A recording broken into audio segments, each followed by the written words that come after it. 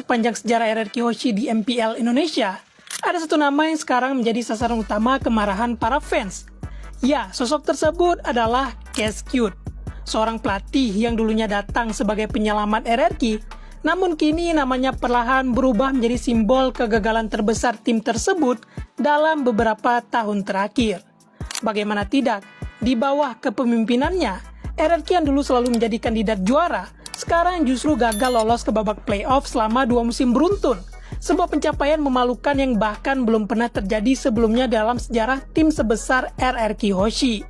Dan di video kali ini, kita akan membahas bagaimana perjalanan seorang Cashcute dari pelatih komunitas yang tidak dikenal siapa-siapa hingga berubah menjadi sosok paling disalahkan atas kehancuran RRQ Hoshi.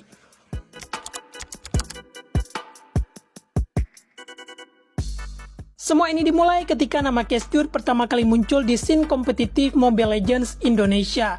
Jauh sebelum dirinya dikenal sebagai pelatih RRQ Hoshi, Cashcute hanyalah seorang coach muda yang mencoba membangun nama dari level bawah. Kala itu, ia bergabung bersama Pajajaran Esports di kompetisi Liga 1 Nasional 2023. Tidak banyak orang mengenalnya. Namun, di balik minimnya sorotan tersebut, ternyata ia memiliki pemahaman makro dan gameplay yang sangat luar biasa. Bersama Pajajaran Esports, Cashcute berhasil menciptakan kejutan besar. Tim yang awalnya tidak diperhitungkan, perlahan berubah menjadi salah satu tim paling mengerikan di turnamen tersebut. Cara bermain mereka terlihat sangat disiplin, rotasi objektif mereka rapi, dan yang paling mengejutkan, Cashcute mampu membuat para pemainnya tampil jauh di atas ekspektasi. Hingga pada akhirnya, Pajajaran Esports berhasil keluar sebagai juara Liga 1 Nasional 2023. Kemenangan itu langsung membuat nama Cashcute mulai diperbincangkan banyak orang. Banyak tim MPL mulai tertarik dengan sosok pelatih muda ini.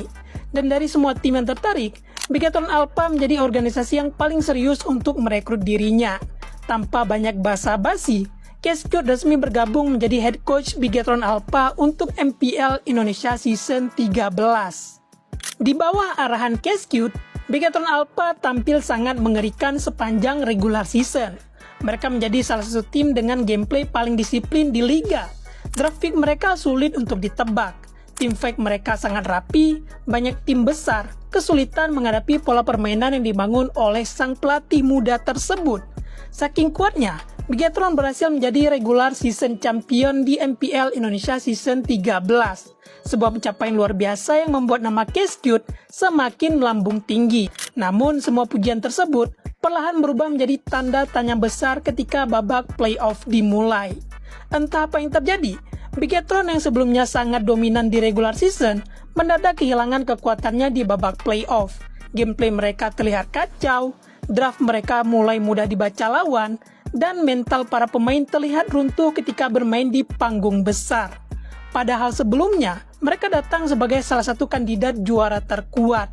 Namun hasil akhirnya sangat mengecewakan.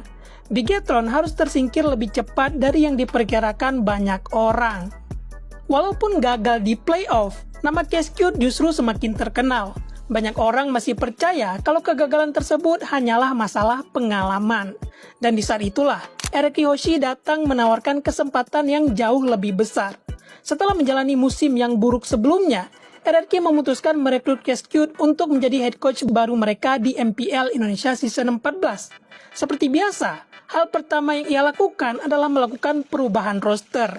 Dan keputusan paling mengejutkan kala itu adalah merekrut seorang Sud Sujin.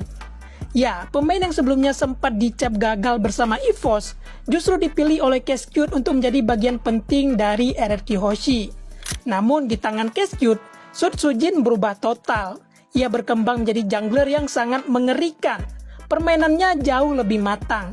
Decision makingnya meningkat drastis. Dan perlahan RRQ kembali berubah menjadi tim yang sangat ditakuti di MPL Indonesia. Namun sayangnya, nasib buruk kembali menghantui dirinya. Di partai final, RRQ harus kalah dramatis dari tim Liquid Indonesia. Trofi yang sudah berada di depan mata kembali gagal diraih. Walaupun begitu, publik tetap memberikan apresiasi besar kepada Cashcute. Karena bagaimanapun juga, ia berhasil menghidupkan kembali RRQ yang sebelumnya hampir kehilangan identitasnya. Karena keberhasilan tersebut, Manajemen RRQ kembali memberikan kepercayaan penuh kepada Cascade untuk MPL Indonesia Season 15. Dan lagi-lagi, ia membuat keputusan yang cukup kontroversial. Cascade mempromosikan Toy menjadi god laner utama RRQ, menggantikan posisi Skylar yang selama ini menjadi ikon penting di dalam tim tersebut. Keputusan itu sempat memancing perdebatan besar di kalangan fans RRQ. Namun seperti musim sebelumnya, Cascade kembali berhasil membuktikan bahwa keputusannya tidaklah salah. RRQ kembali tampil sangat kuat sepanjang babak regular season. Mereka berhasil mengamankan upper bracket dan kembali melaju hingga ke partai grand final MPL Indonesia Season 15. Namun ironisnya, hasil akhirnya tetap sama. RRQ kembali gagal mengangkat trofi MPL, 2 musim berturut-turut masuk grand final, dan 2 kali pula gagal menjadi juara. Dari sinilah semuanya mulai berubah.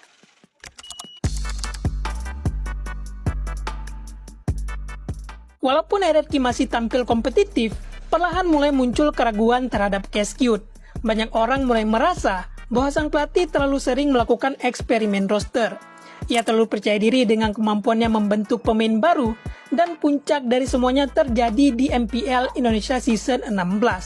Sebelum musim dimulai, Cascade kembali melakukan perubahan besar pada roster RRQ. Ia mendatangkan pemain baru seperti Zunes dan juga Rest. Namun berbeda dari musim-musim sebelumnya, kali ini eksperimen Cascade benar-benar gagal total. Zunes yang diproyeksikan menggantikan peran penting Sujin justru tampil sangat jauh dari harapan.